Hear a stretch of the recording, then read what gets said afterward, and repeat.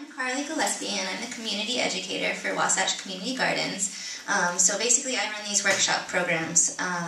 We have about 33 this year, and it's workshop programs on everything with sustainable food. So we do beginning organic gardening and composting and the birds and the bees, chickens and pollinators. And then we also have cooking workshops and preservation workshops. So everything that teaches you how to grow and eat food.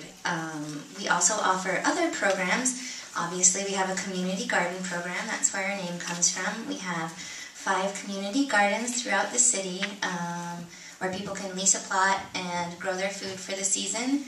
At 2 of our community gardens, we run youth education programs. So we allow kids to come in with different after-school programs and learn everything about gardening, from planting the seed to weeding and mulching. Reference for extending your harvest is, Mark's got it, the Elliot Coleman's work, the winter garden, the 4-season harvest, and that one's the winter harvest handbook. This is actually a really great climate to extend your growing season far, far, far out, even into the winter, if you can protect your plants, and especially your cold, hardy plants. So if you start thinking about, right now we're thinking about our spring gardening, but as you put your plans together, the spring season is really a great one for things like somebody mentioned lettuces. Unless you have a really well-protected area, or it's partly shady, or you're up in the mountains a little higher, you want to avoid cold season plants in the middle of the summer because they're just going to be really miserable. But you can do a second crop in the fall, and if you can get your cold hardy plants established August, early into September, and you can cover them, you can be eating greens, cold hardy greens especially, and even beets if you've got them in the ground well into the winter. So that's one thing to think about as you're starting to do your garden planning.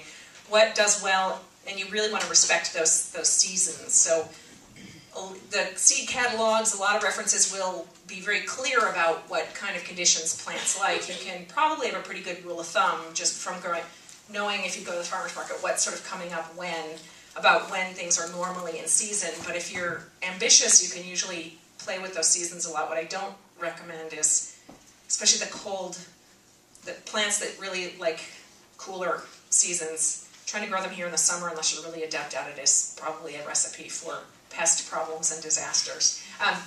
So in terms of where we start, you do start with the soil, and Wasatch Gardens is well aware of that. So composting and soil. Do you have any compost workshops coming up? Compost workshop is in May.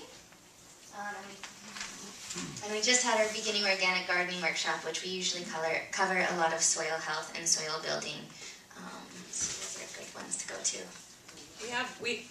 You may want to get a soil test. There are actually some pretty good maps out there from USU and the Geologic Survey, but for your specific site, you can have different soil types across a really small lot, partly because of what's happened to your soil over all those decades for other people being there.